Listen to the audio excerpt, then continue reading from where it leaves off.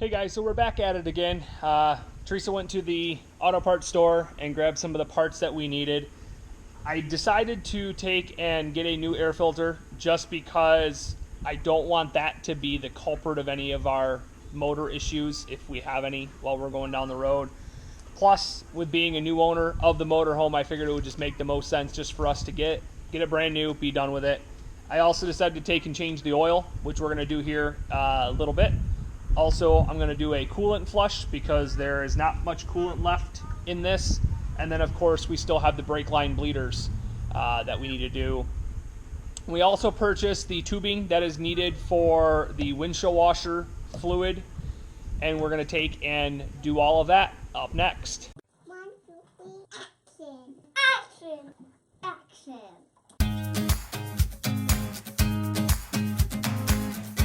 Oh!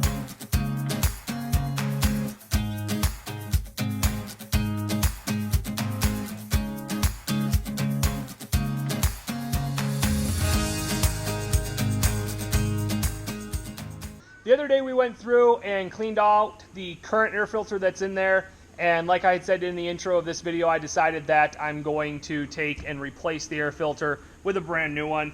And what I'm going to do is I'm going to show you guys those two air filters side by side. Again, I don't necessarily know if it's something that we had to do. It was more of a nice to do, but frankly, for the price that I paid for the air filter, it just gave me that little extra peace of mind that we were good to go. So as you can see, this is the one that I took and cleaned out. This is the brand new one. They're not really that bad. In fact, I may even just keep this one in a box.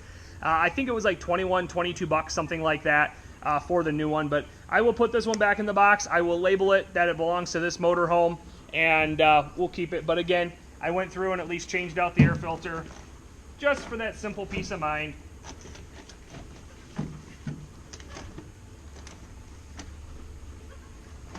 Make sure that the air filter is seated in there properly. And of course, this is the part that I struggled with the other day. Making sure that everything's lined up. Getting the clamp to get on there. It's a little tight back here in this back corner.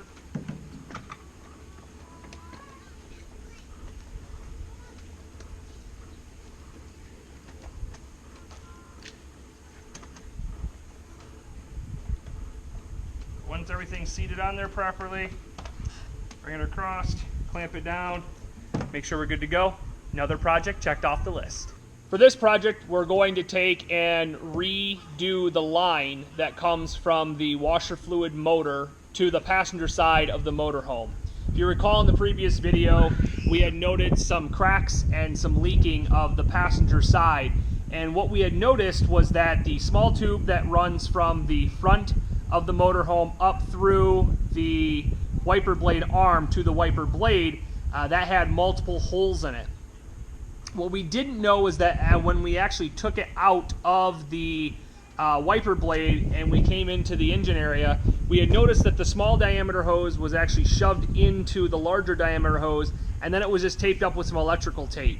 That caused some issues. That was also leaking. And so what we ended up doing is we went to the hardware store or the automotive store and we asked them for the connector to connect the big piece to the small piece. What will end up happening is this large diameter hose will go through the center of the hole here, which ultimately creates a seal, which is great. And then this piece in there will hold that tube from falling back in. These are called vacuum connectors. They're from Advanced Auto Parts. And it is by Dorman Help. There's 8 of them in there, various different sizes, and it looks like the item number is 47308, and this is what the contents of those are. So what we're going to do now is we're just going to take the time and put this all back in and get it put back together.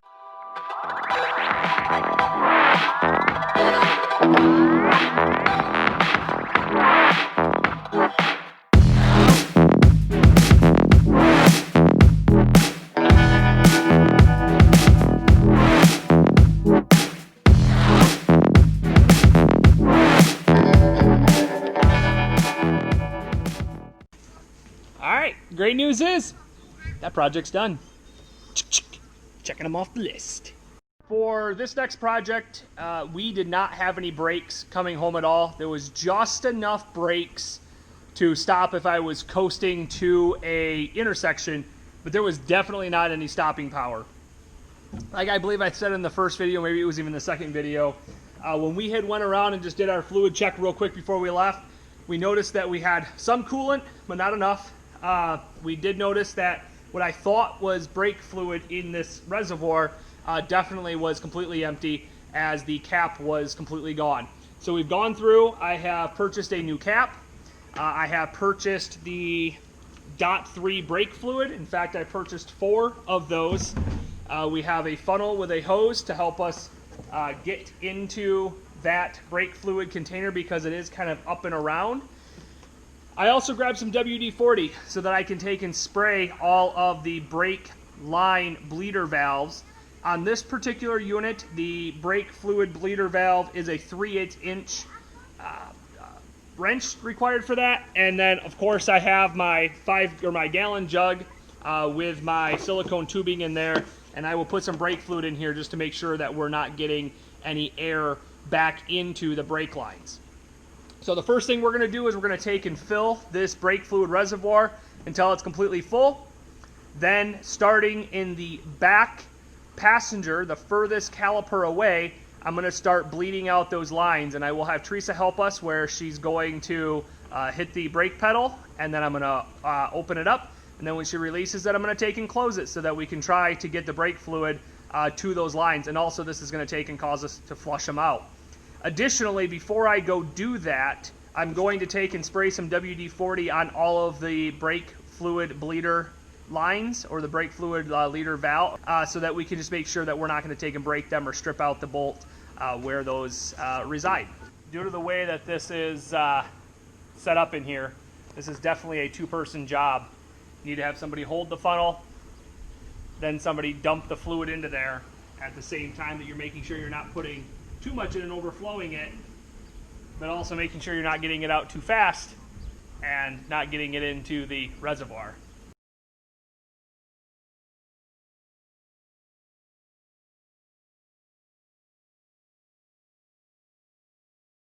So now that the brake fluid reservoir is full, the cap has been placed back on it, I was able to put 1 and maybe 1/4 of the containers of brake fluid into here. And I wanted to show you at least this color initially, because I'm really curious to see what color that fluid will be when we come out. Again, this is actually inside of here, and then this one of going up to that brake fluid bleeder valve. And the idea will be that we want to get all the air out, and the reason why the tube is in here with this fluid is it's creating that fluid pressure that we need, so that we're not making sure that we're sucking air into the system.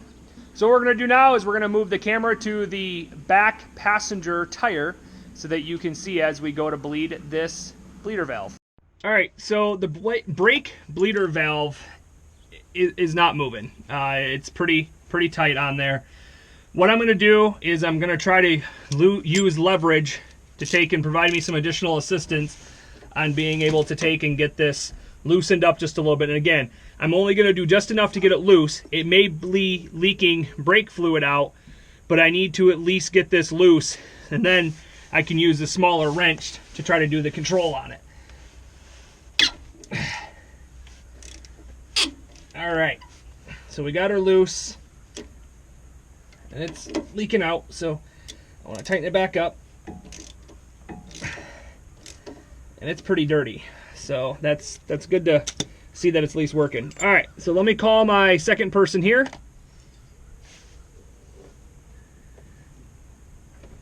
Yes, dear. All right, so you can go ahead and take and turn it on now. Okay. And again, we're not going to start up the engine. We're just going to go to accessory on it.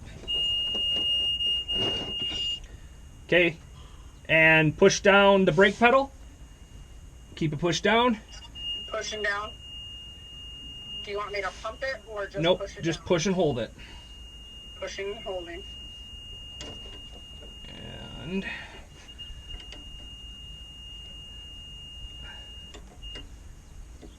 trying to get some more fluid out of here. It's just barely coming out. There we go. Now it's coming out. Go ahead and push it again and pump it a little bit. And let's see if we get any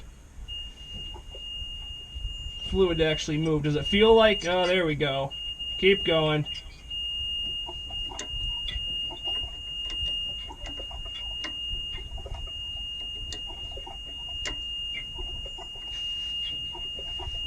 That's getting a little bit harder. Yeah, there's definitely some pretty nasty fluid going on here.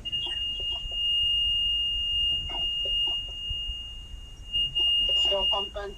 Yep.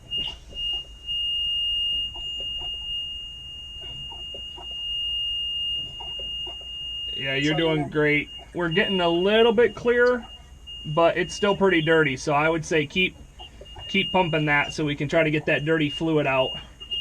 Didn't realize I was getting a leg workout in today.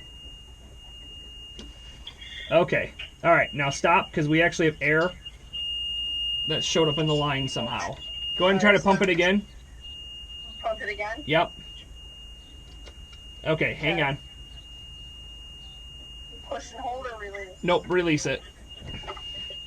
Release. All right, so we definitely got a lot of dirty fluid out of that one. Let me go ahead and go to the other side and see if we can do the same thing on the other side.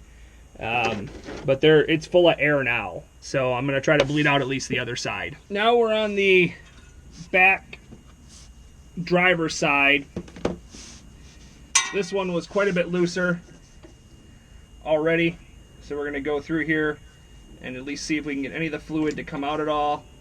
Slowly coming out. So Teresa, if you want to go ahead and take and pump those brakes. Alrighty, to the pump. Yep, nice dirty fluid coming out. Okay, now hang on a minute. Oh, Stop. all right, stop. Already did. I found a leak. So when I was laying here, I could hear something fizzing out, and I found a leak. So I'm going to close up this bleeder valve, and then we're going to go inspect what that leak is. You can unplug or turn off the engine. So Teresa's back up there again. I'm going to have her take and push the brake pedals down. We can see it. Oh, okay, stop. We found the leak.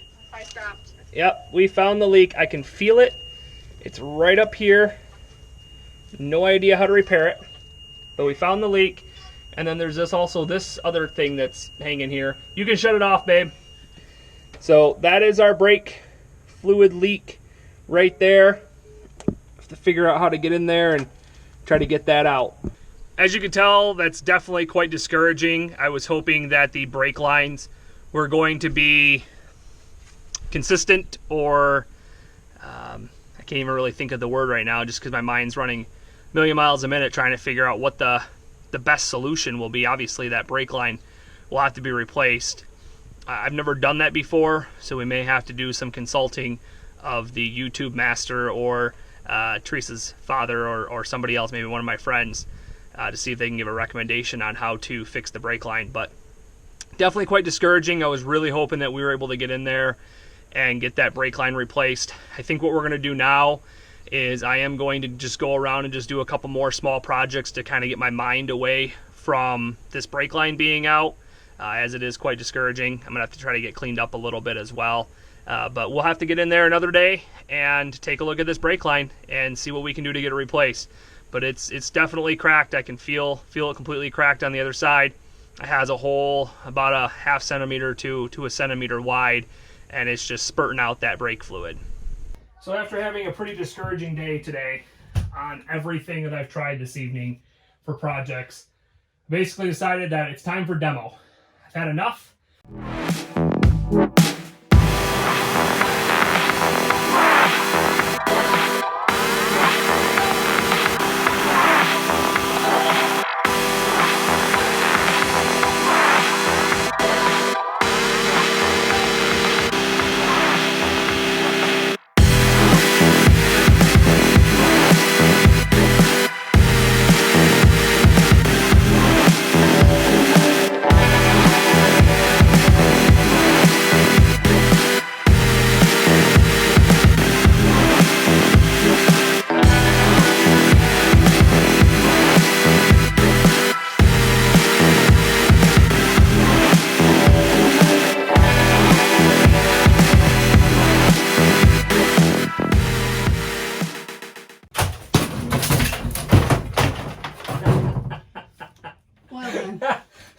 Hey, just pull that straight down.